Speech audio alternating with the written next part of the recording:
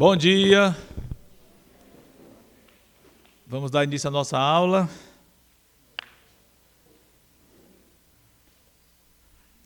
Quem sabe qual é o nosso tema hoje?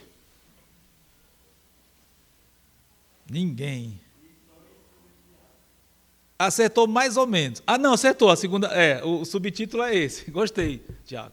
E o nome principal, porque você tem o título e tem esse aí embaixo, é esse mesmo. Lições extraídas do livro de Atos. Mas o que mais? A primeira parte. E não estão olhando os avisos, né? Estão se entregando aí. O que nós demos até a aula passada? Pedro. Terminou, e agora vamos passar para uma espécie de continuação mesmo no livro de Atos. Então, pela lógica, quem que nós vamos enfocar? Paulo. Então, o título é Jornadas de Paulo, tá? Então, vamos ver Jornadas de Paulo, aí, realmente, lições extraídas do livro de Atos, como o Tiago bem mencionou, né? Mas, lembra, Pedro, como nós comentamos, ocupou a primeira metade do livro de Atos, rigorosamente menos da metade, mas quase a metade, e Paulo recebe o enfoque da segunda parte, que é onde nós estamos entrando hoje. E na aula passada, antes de nós começarmos aqui mesmo, lembra o que foi que nós vimos acerca de Pedro? Onde é que ele estava? O que aconteceu com ele? Quem lembra? Preso, isso, muito bem, preso e ficou preso mesmo? Como foi? Isso, irmão Kleber. Pelas orações, Deus enviou um anjo, ele foi solto. Lembram a cidade em que ele estava? Jerusalém. Ele estava em Jerusalém, dali ele foi para a casa de uma irmã. Quem lembra o nome da irmã e do filho da irmã? Aí é querer saber demais, né? Mas não é não, porque a gente comentou um pouquinho sobre o filho dela. Eusébia. O filho, que é famoso, mais famoso do que a própria mãe. Marcos, era a casa de Marcos, é a da mãe dele. Então Pedro foi até lá de madrugada, lembra da história, e dali ele saiu de cena. Então diz que ele foi para outro lugar e praticamente sai de cena no livro de Atos, aparece só mais uma vez rapidamente, tá bom? Então nosso enfoque agora vai começar, Paulo, logo ali, Paulo começa a receber o enfoque até o final do livro a ele. Mas vamos orar ao nosso Deus, pedir que Ele nos abençoe nessa aula. Santo Deus, muito obrigado por tudo que Tu fazes em nossas vidas, obrigado porque Tu já nos perdoaste em Cristo uma vez por todas e continua nos perdoando em termos práticos de comunhão, livra-nos de todo o mal e muito obrigado, mantém-nos sempre no centro da Tua vontade, com toda a atitude correta, pensamentos, palavras, ações, tudo, cada um de nós, eu te peço. E perdoa nossas fraquezas nesse sentido e obrigado porque Tu sempre estás nos restaurando. E a Tua palavra é um meio importantíssimo pelo qual Tu nos restauras. Então, que seja uma bênção essa aula hoje para cada um de nós que aqui estamos. Capacita-me, capacita cada um dos que aqui estão e dos que não puderam chegar, ser com eles também edificam aqueles que estão impossibilitados realmente de vir e que sejam edificados em suas próprias casas. Muito obrigado por tudo e por aquilo que vamos fazer aqui agora. Em nome de Cristo, amém, Senhor. Muito bem. Falar de Paulo, a gente lembra logo do ponto inicial da vida dele, da vida cristã dele, de como ele aparece no livro de Atos, que seria o quê? A porta de entrada de Paulo no livro de Atos e no panorama da igreja. O grande capítulo que narra o quê? Olha, eu já dei dicas aqui. Vocês estão... De Paulo? Paulo, estou falando Paulo. Né? Bora, pessoal. Acordem, está todo mundo meio dormindo. Aí quando chega no fim da aula, todo mundo querendo participar e não dá mais tempo porque o Pepe vai lá e atrapalha a aula. Joel, tu tem que segurar o Pepe. Não é não? No melhor que está o pessoal se animando, mais aí acaba a aula. Então vamos aproveitar logo os momentos iniciais e aproveitar cada instante. Qual é o capítulo de abertura, por assim dizer, de Paulo entrando no livro de Atos e na história da igreja? Começa aí. Será que não tem algo antes disso? Oi? Ainda antes. Foi, mas tudo, olha, vocês estão todos apontando na mesma direção. Está certo, está tudo correto assim. É bem característico de Paulo. Levar as palavras para os gentios, perseguição, as viagens. Mas como é que ele entra no cenário? No livro de Atos, de uma forma bem forte. Isso, Sandra, muito bem, a conversão de Paulo, que está em Atos capítulo 9. Muito bem. Agora, é verdade, a porta de entrada dele, mesmo no sentido mais forte, é ali. Mas será que ele já tinha aparecido no livro de Atos de uma forma muito discreta, porém forte, embora discretíssimo, em 2 frases? Ele apareceu no cenário, aí sumiu, aí reaparece na conversão. Quem sabe isso? Muito bem, Sandro. Lembra, quem é mesmo? Estevão. Quem foi Estevão? Primeiro mártir da igreja, era um apóstolo, não é isso? Não era um apóstolo. Exatamente, vocês têm, muito bem. Estevão não era apóstolo, ele foi indicado naquele grupo que alguns entendem que foram os primeiros diáconos. A Bíblia não diz claramente que eram os diáconos, mas parece que corresponde aos diáconos. Atos capítulo 6, pessoas que foram levantadas da igreja para ajudar no aspecto mais administrativo, mais técnico. Então, os apóstolos ficaram dedicados à oração, à pregação, e um grupo foi escolhido para ajudar na parte mais administrativa. Estevão estava entre eles, inclusive outro também que nós já vimos, Filipe, não o apóstolo, também. Então, Estevão era desse grupo, foi o primeiro mártir da história da igreja. E quando ele estava sendo martirizado, ou seja, apedrejado, vamos lá ver quem aparece em cena de uma forma bem discreta. Se fosse um filme, ia só mostrar a pessoa e já tirava a câmera de lá, só para a gente ver, opa, olha quem está ali. Vamos lá para então Atos 7. Isso aqui nós vamos só ler esse versículo para a gente registrar isso, mas não tem muito o que comentar não. Atos 7, 58. Quem quer ler? Bem alto. Atos 7, 58. Falando de Estevão aqui, o apedrejamento dele.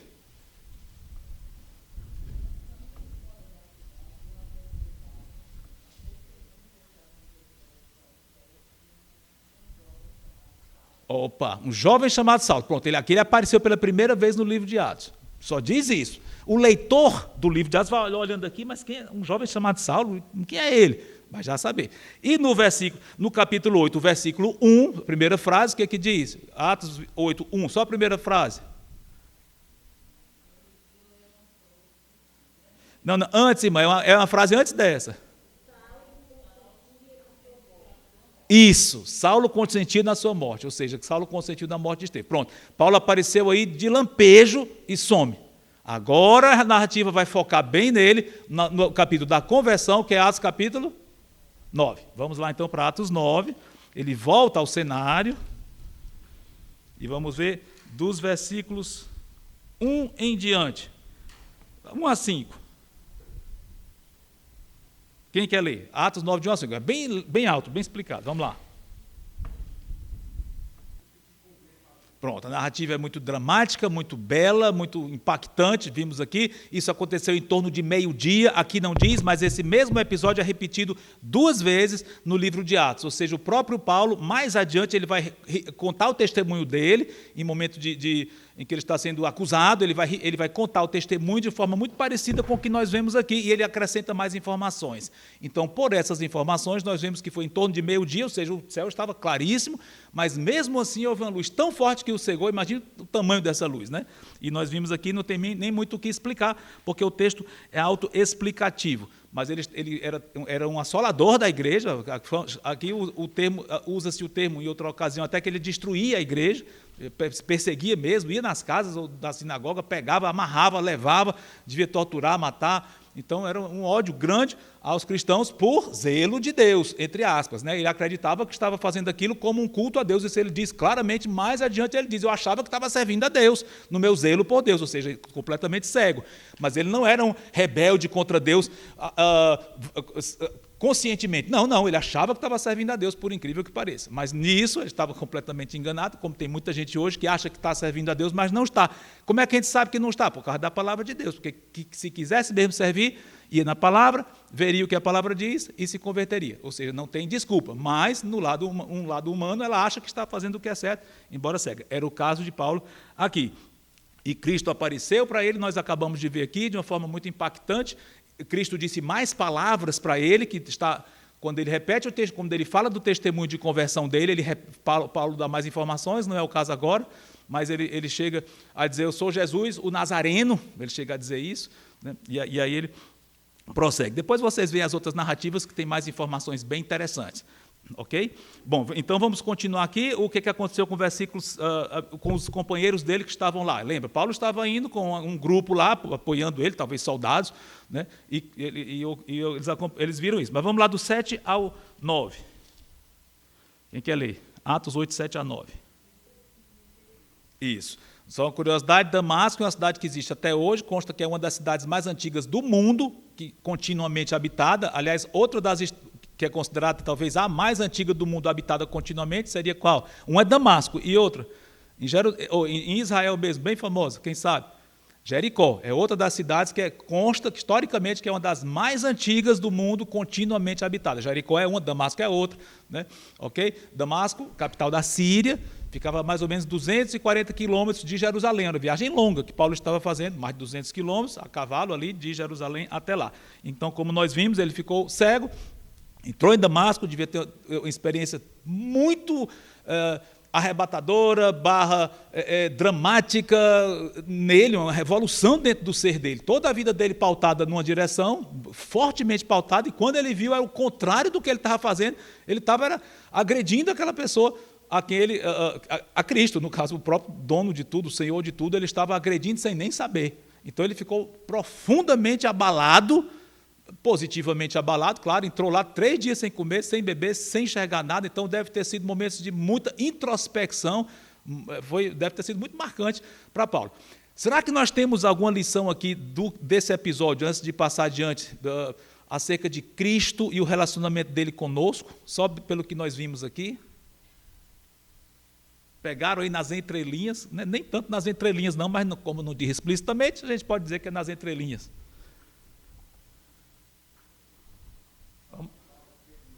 O que tem, Pepe?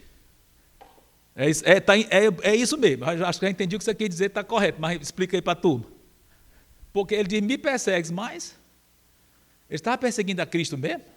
Diretamente? Não, mas ele estava perseguindo quem? Quem? Os que eram de Cristo. Mas Cristo considerou que estava sendo ele próprio perseguido, não foi? O que você conclui disso?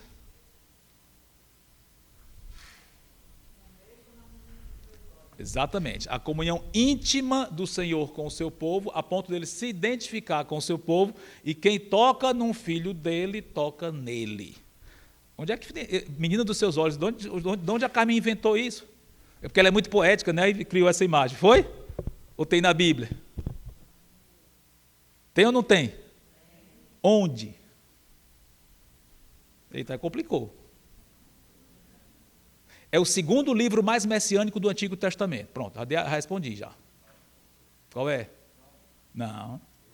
Quer dizer, considerado o segundo, eu não fiz a conta lá, mas o que se considera, diz, é o segundo mais messiânico é esse. O que disseram aí? Isaías é o primeiro. Seria o primeiro dentro dessa análise. E o segundo, logo abaixo de Isaías. Ele é muito messiânico. Não é tão conhecido, mas seria até bom que fosse, porque vocês vão vibrar vendo as profecias messiânicas, algumas que foram cumpridas à risca, literalissimamente, e outras ainda vão ser cumpridas fisicamente com os pés dele. Zacarias, exatamente. Zacarias, ou seja, a profecia de que ele vai pisar no Monte das Oliveiras é Zacarias, que ele foi vendido por moedas de prata, tem lá em Zacarias. Fere o pastor e as ovelhas ficaram dispersas, Zacarias. Ele vai entrar em Jerusalém montado num jumento humilde, o rei, o salvador, Zacarias. Tudo está lá em Zacarias, tá bom? Mas vamos achar esse versículo que fala da menina dos olhos de Deus, está em Zacarias. Primeiro vocês têm que achar Zacarias, que não é tão fácil porque não é tão conhecido. Vai para Mateus e vem voltando, que você acha mais rápido. Zacarias 2 e 8. Pronto, Carmen pode ler Zacarias 2 e 8. Oh, coisa linda. A referência aqui, o significado direto dela é Israel. Ele está falando para judeu. O judeu foi perseguido, foi para a Babilônia. Então, alguém está dizendo, Deus me enviou as nações que os despojaram, no caso, os babilônios. Quem tocar em vocês, toca na menina do seu olho. O livro fala muito da restauração de Israel. milênio, segunda vinda, Israel matou a Cristo, mas Cristo vai voltar e vão se converter, vão estar lá com ele no milênio. É muito voltado para a restauração de Israel. Inclusive, o significado direto é Israel, mas é aplicável a nós. Tá? Então, eu estou fazendo uma aplicação disso para nós, que eu acho que é perfeitamente aplicável. Aliás, nós temos o apoio do Novo Testamento para corroborar. Cristo disse, quem toca em vocês, toca em mim. Mesma coisa do que Zacarias disse acerca de Israel e Deus, toca no menino do olho. Aliás, o que é menina do olho? Pupila, a parte mais sensível do nosso corpo, que imediatamente se alguém tocar, a gente já fecha, já defende. Não é isso? Ok, então interessante essa ligação de Cristo com a sua igreja. Então vamos prosseguir aqui. Algum comentário até aí? Bom, tem? Não, então vamos lá. Paulo entra em Damasco, fica lá aguardando, então Cristo chama um homem chamado Ananias, do qual nós nada conhecemos, a não ser aqui, e manda que Ananias vá até lá, e vai impor as mãos sobre Paulo, ele vai voltar a enxergar, vai cair como escamas dos olhos dele. Ananias vai batizar Paulo, batiza Paulo, e interessante que não vou ler a passagem toda agora, mas quando Deus fala com Ananias, dizendo, vai à rua tal, na casa do fulano, diz tudo direitinho, o nome da pessoa, o local, vai lá, você vai ver Saulo, eles viu você entrando. Interessante como Deus revelou para Paulo que Ananias ia chegar. Epa, não posso ficar sem isso não, agora posso, viu? Ainda bem que foi rápido demais, não deu para subir nem um micróbio. Viu? Então, Ananias vai lá. Interessante que quando Deus diz para Ananias, Ananias ficou com medo. E ele até argumenta com Deus. Depois vocês podem ver isso aqui, mas ele até argumenta, Senhor, mas esse Paulo é o que perseguia a igreja, veio para cá com cartas para levar amarrados os crentes daqui para Jerusalém. Ou seja, Ananias ficou com medo e ficou dizendo para Deus. Mas Deus disse, vamos ver o que Deus disse para ele, versículo 15. Atos 9, 15 e 16. Alguém pode ler, por favor? É interessante, esse aqui é um versículo que não é tão conhecido, mas eu entendo que aqui fala Senhor, provavelmente o próprio Senhor Jesus Cristo, ele disse, vá. Notem, a paciência de Deus, no caso Cristo, que é Deus óbvio, né? Mas a paciência dele ensinando Ananias. Né? Nós temos um Deus maravilhoso, nós não devemos ter medo dele no sentido de um temor errado. Não, temor reverente, sim, mas não de ficar com medo até de chegar a ele e orar. Não, não, não. Aliás, lembra a mensagem de quarta-feira tão interessante? Quem lembra a mensagem de quarta-feira, o tópico principal? Quarta-feira passada. Aliás, quem não veio, perdeu. Qual foi? Ih, jogo de memória está meio ruim. Foi bem interessante. Teve um ponto bem central, baseado em salmos, alguns salmos que diziam uma certa frase. Isso. Senhor, me acode, tem pressa em me socorrer, me socorre com pressa, exatamente. Então, foi muito bem colocado.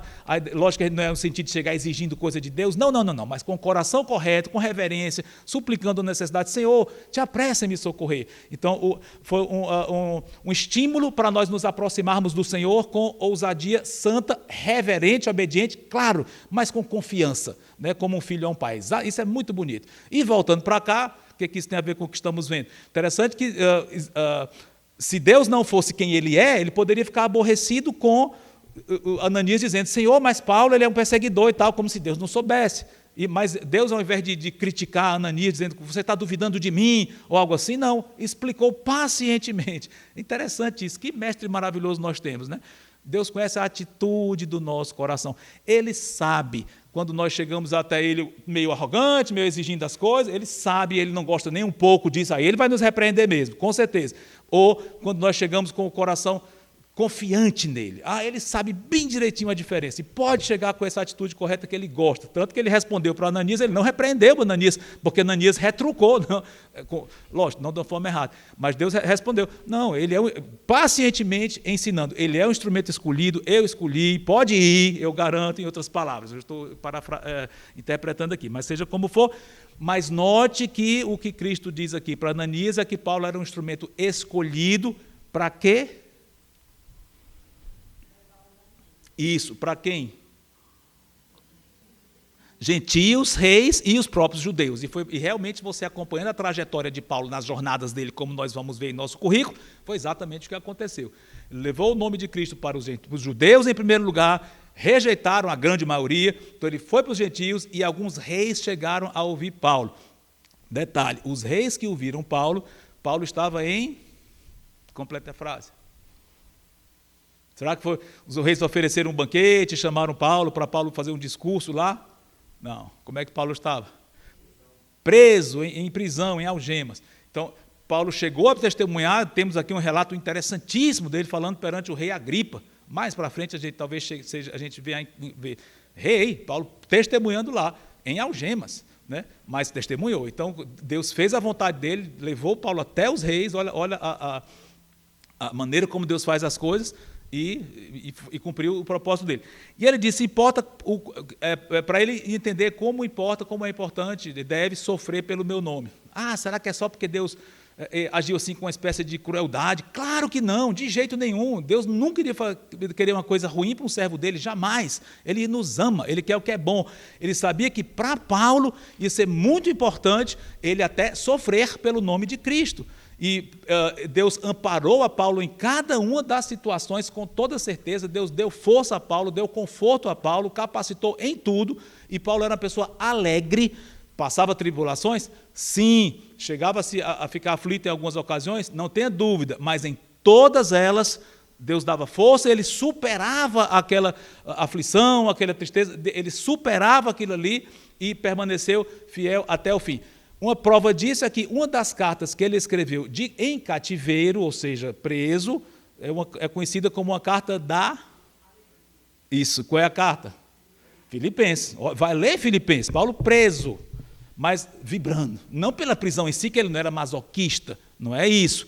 Ele sofria, ele queria se ver livre, mas a atitude interna, ele transbordando de muita alegria ali, passando isso para os irmãos. Não se preocupe, ele ficou preocupado, foi porque a igreja estava preocupada com ele. Ele diz, não fiquem assim não, eu estou alegre, se alegrem comigo. É impressionante. Olha como Deus é poderoso, e mesmo numa prisão, no caso aqui, que é uma coisa horrível, né, desagradável, embora fosse uma prisão domiciliar, mas era uma prisão, mas mesmo assim, Deus fez com que Paulo tivesse uma alegria acima das circunstâncias, o que é muito melhor do que nós estarmos tudo bem circunstancialmente, talvez numa festa que seja boa, que seja, não estou falando que é errado, um casamento, sei lá o quê, ou situações agradáveis da vida, numa férias, mas se você não tiver com aquela alegria no coração, por que adianta? Né? O importante, número 1, esteja bem com Cristo, faça a vontade dele, e amém pelas situações agradáveis que ele nos dá. Amém. E pelas desagradáveis também. Mas o importante é que em todas elas nós estejamos com o coração transbordando de paz de Cristo. Aí sim as situações fazem sentido. Sejam as desagradáveis, sejam até as agradáveis. Só faz sentido se nós estivermos com o Senhor. Senão, para que adianta? Não é isso? Bom, então vamos voltar para a nossa narrativa. Mas faz parte, essas digressões aqui, não é nem uma digressão, essas interpretações assim fazem parte disso. Oi, irmã Sandra. Ótimo. Foi Acabe. Acabe e Jezabel, exatamente. Bem lembrado, Sandra, exatamente isso. E teve outro rei também, que foi o pior rei de Israel, e que no fim se converteu e Deus restaurou. Restaurou em parte, né? Livrou do cativeiro e tal, mas quem lembra? Oi? Pois não, só completar o nome dele, Manassés, foi filho de Ezequias, um rei horrível, chegou a matar os filhos dele. Foi 50 anos de reinado, mais ou menos. Péssimo, matava filho e tudo, sacrificando. Mas no fim ele se arrependeu e Deus foi com ele. Mas em termos de história de Israel, foi tarde demais, não teve mais jeito de restaurar a nação. Mas ele foi restaurado. Pois não, irmã Lídia? A irmã está dizendo em termos de que um foi para os judeus, outro foi para os gentios, é isso? A ideia é que Paulo foi primordialmente para os gentios e Pedro para a circuncisão, ou seja, para os judeus. Acho que foi, não estou lembrado da passagem exatamente, mas eu não saberia, teria que procurar. Mas a ideia seria que Pedro foi para os judeus e Paulo foi para os gentios, né? Basicamente isso. Mas isso não significa que 100% dos evangelizados por Paulo eram gentios. Não, porque como eu comentei, ele pregou para judeus também. E a mesma coisa com Pedro, apesar de que a ênfase de Pedro foi para os judeus, mesmo assim ele chegou a evangelizar algum gentio, Pedro? Chegou ou não chegou? Foi? Quem? Cornélio, foi uma das nossas lições aqui, claro. Aliás, o primeiro grupo de gentio oficialmente entrando na igreja foi o próprio Pedro que levou a Cristo. Então é basicamente isso, o foco de um era gentio, o foco do outro era judeu. Tá bom? Era isso que a irmã tinha perguntado, né? Certo? Vamos lá. E mais algum comentário? Vamos prosseguindo então. Então, continuando, Ananias, como eu já comentei, batizou Paulo. O que aconteceu depois disso? Versículo 20 a 22. 20 a 22. Quem quer ler? Atos 9, 20 a 22. Isso. Ou seja, Paulo permaneceu em Damasco, Síria, entre os sírios, bem gentil lá, embora tivesse judeus, né, permaneceu lá algum tempo. A ideia, o que ele comenta depois, é que depois que ele chegou em Damasco, ele chegou a ir para a Arábia, talvez um retiro, ficar um tempo de meditação, não sabemos detalhes, mas voltou para Damasco de novo. Então, por 3 anos, ele ficou ali em Damasco, sem ir a Jerusalém. Tá? Se converteu, entrou em Damasco. Chegou aí para a Arábia, voltou para Damasco. E 3 anos depois é que ele foi para Jerusalém pela primeira vez após a conversão. E aqui nós temos um relato de que ele ficou pregando ousadamente. E aqui diz duas coisas, por assim dizer, falando de uma forma bem coloquial, né? Mas o que Paulo falava acerca de Cristo, o que ele dizia acerca de Cristo? 2 pontos que ele ensinava, que ele enfatizava na sua pregação. Nós vimos aqui 2 diferentes, só nesses 3 versículos. Isso, qual é o versículo? 20, muito bem. E outra? Jesus é o Cristo, versículo 22. Interessante, é o âmago da nossa mensagem. Jesus é o Filho de Deus. Fala de quê? Da natureza dele. Ele é divino, Filho de Deus. E Jesus é o Cristo. O que é Cristo? O que quer dizer a palavra Cristo? Messias. E que também significa? Messias vem do hebraico. É a transliteração. Machia, Messias, tá? Hebraico. A palavra hebraica para Messias é traduzida por português, incorporou essa palavra e virou Messias, que vem do hebraico. Cristo vem de que língua? Do grego, literalmente, Christos, é grego. Então, o nome Cristo é um nome transliterado. É como você usa a palavra em português, por exemplo, shampoo. Shampoo vem do inglês, mas virou a palavra em português, mas vem do inglês. Tá? Então, a gente faz muito isso, é transliterar. Então, esses nomes, Cristo é uma transliteração do grego, Christos, e Messias é do hebraico. Mas é o mesmo significado, que o significado é, em português mesmo, o que é? Ungido. E o que é ungido? Agora peguei. É uma palavra que a gente não usa diariamente, né? Ungido, ungir.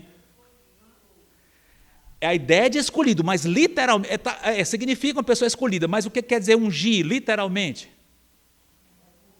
Derramar, não é mergulhar, é derramar um óleo sobre a cabeça. Mergulhar é um batismo, né? É você derramar um óleo sobre a cabeça, simbolizando, como a Marli comentou, que a pessoa foi escolhida para uma tarefa, estava sendo consagrada para aquilo e capacitada para aquilo. E isso é ser ungido nesse sentido. Então, Cristo é ungido, ele é Cristo, ou seja, Deus o ungiu, no caso pelo Espírito Santo, para que ele cumprisse a mais nobre das tarefas. Então, na sua tarefa, na sua missão, ele é rei, ele é profeta, é sacerdote, tudo isso, como ungido de Deus, que é o Salvador, e nós sabemos essas coisas acerca do Senhor Jesus. Mas ele foi ungido, o separado por Deus, capacitado, literalmente pelo Espírito Santo, para cumprir essa nobilíssima tarefa, tá bom? Então, aqui ele argumentou com os ouvintes, Jesus é o Filho de Deus, ele é divino, e também disse, ele é o Cristo, é aquele que Deus comissionou para cumprir as suas promessas no Antigo Testamento, promessas maravilhosas de redenção do povo, de restauração, tudo aquilo ele vai cumprir, ele é o ungido, ele é o Cristo, ok? Então a mensagem dele tinha a ver com a pessoa e obra de Cristo, ok? Bom, então o que aconteceu depois disso? Os judeus começaram a perseguir Paulo e ele teve que fugir de Damasco. Desceu, olha a aventura aqui. Tinha muralhas, os judeus ficaram fazendo sentinela ali na porta da muralha para não deixar Paulo sair. Então eles ficaram montando guarda ali. O que aconteceu? Tiraram Paulo pela janela, desceram num cesto. É uma aventura. Uma aventura para a gente que está lendo. Imagine se fosse você ou eu, né? Eu ia ficar tremendo ali, dentro de um cesto ali escondido, com medo da corda se romper e cair lá embaixo, ou de ser apanhado, e se alguém via esse cesto descendo. Enfim, momentos de muita tensão, humanamente falando. Ele fugindo, correndo risco de vida, dentro de um cesto, descendo pela muralha, né?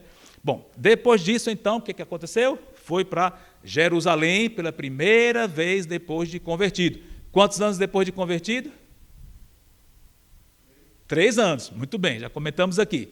Qual era a idade de Paulo nessa ocasião? Mais ou menos uns 33 anos de idade. Acreditamos que Paulo tivesse a idade aproximada do Senhor Jesus, ou seja, ele se converteu com cerca de 30 anos, pelo jeito, e aqui já passaram 3 anos, ele devia ter mais ou menos uns 33 anos de idade. Tá bom? Vamos ver o que aconteceu com ele em Jerusalém, versículos 26 a 30. Quem quer ler?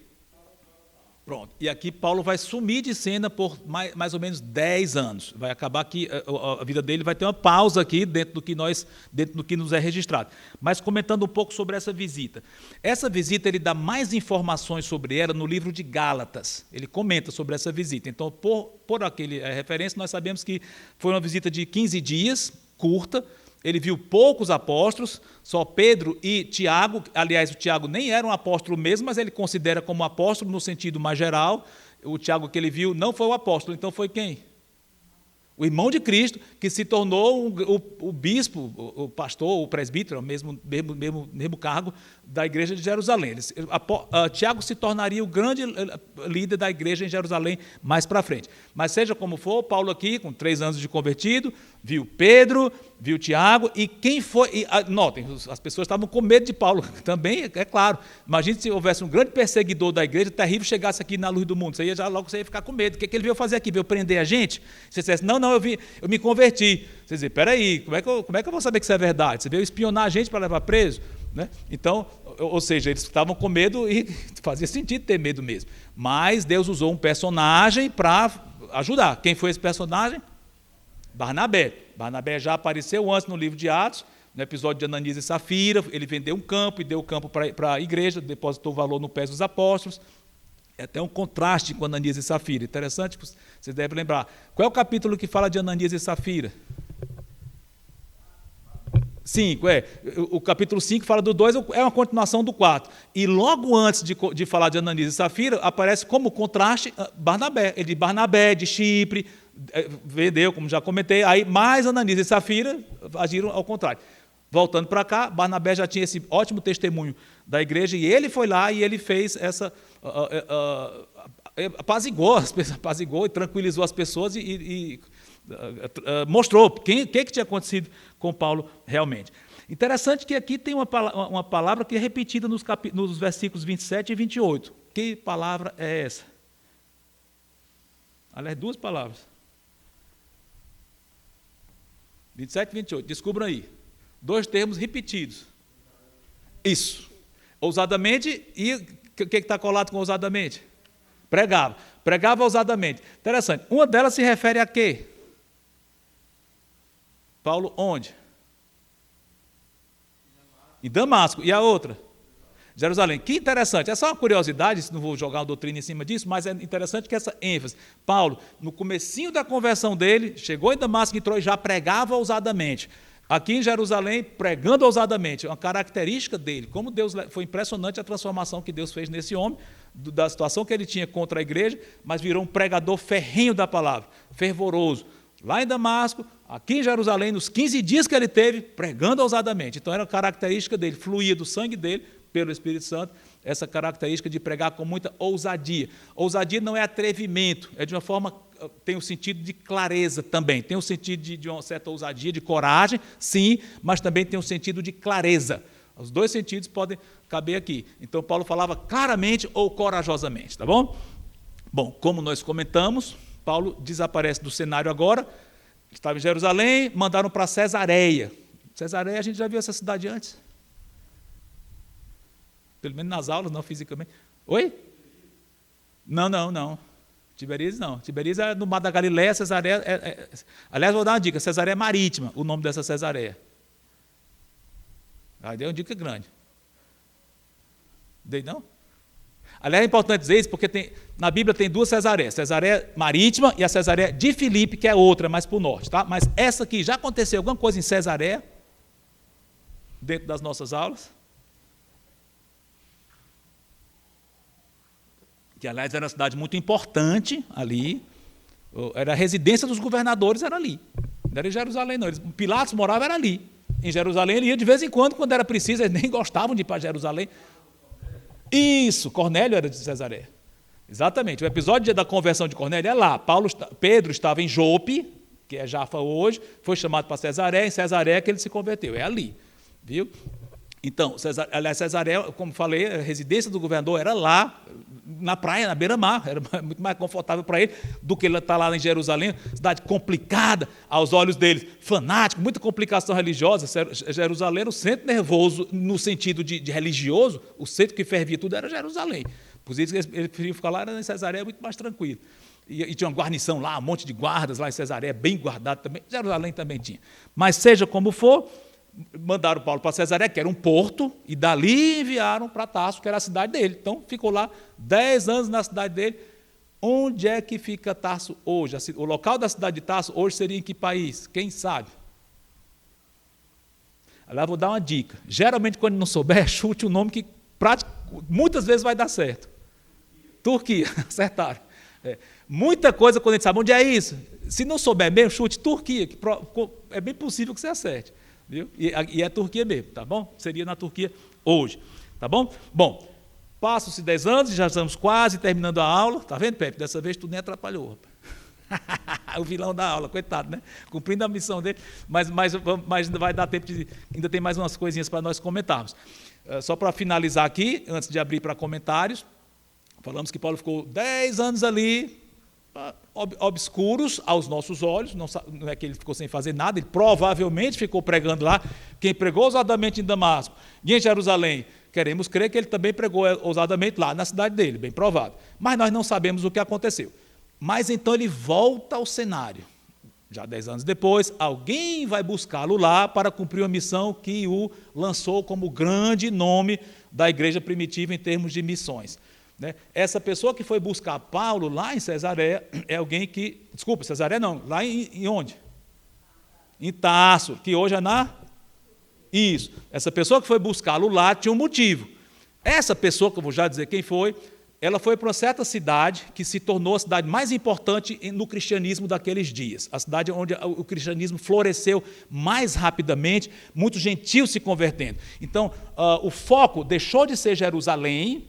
Logo depois de Estevão, os crentes foram dispersos, só ficaram os apóstolos lá, os crentes foram dispersos, se dispersaram para vários locais, chegaram até nessa cidade, que vou já dizer qual é, e lá começou a prosperar muito, a igreja cresceu, muitos gentios crescendo, e se tornou a igreja enviadora de Paulo. Ou seja, voltando um pouquinho, espero não estar sendo um pouco confuso, os judeus foram, crentes espalhados, chegaram até essa cidade. Teve um personagem que nós já comentamos, e vamos dizer quem foi, chegou lá nessa cidade, viu o movimento que estava acontecendo lá, muito forte, e pensou, vou precisar de alguém aqui para me ajudar. Lembrou, é Paulo, vou atrás de Paulo. Faz 10 anos que eu o vi a última vez, assumindo que eles não tinham se visto, né? Mas 10 anos que ele estava fora do cenário, vou lá para Tarso, pegar Paulo e trazer para cá para ele me ajudar aqui.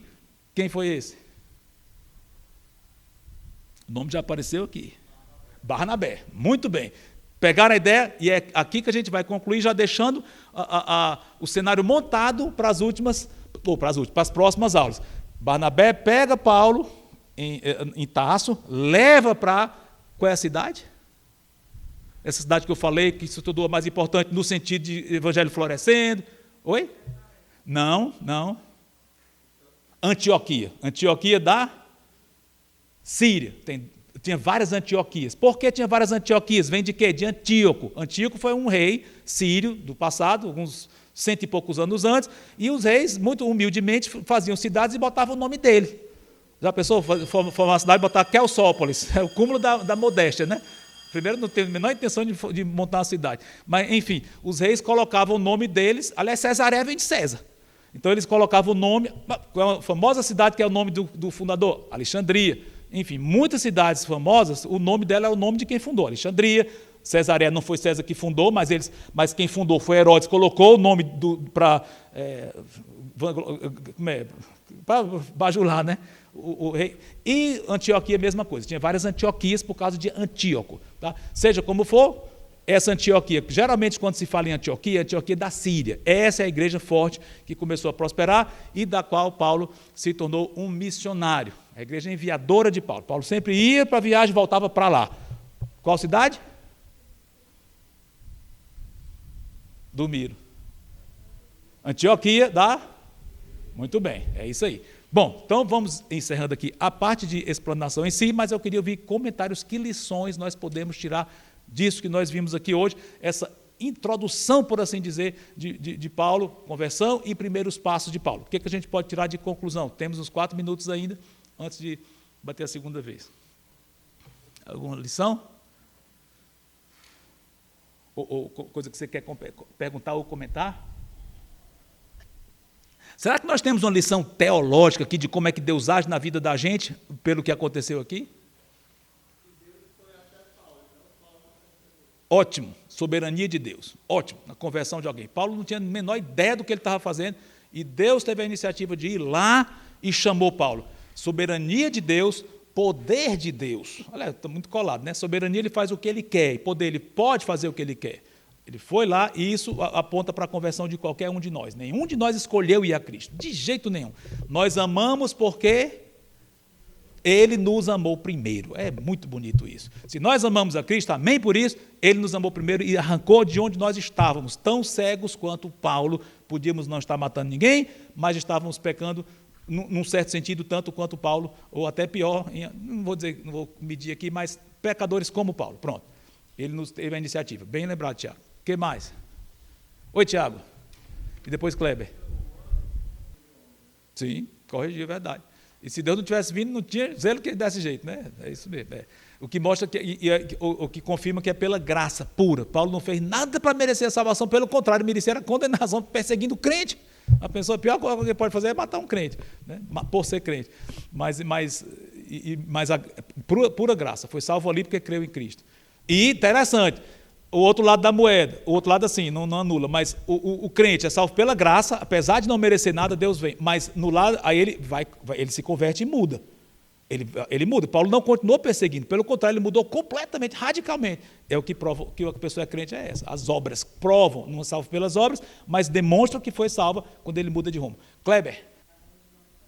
Perfeitamente, muito bem colocado. Nunca achemos que alguém, a ideia, chegou alguém, é pecador demais, já fez coisa ruim demais, não pode se converter. Como não pode? Claro que pode.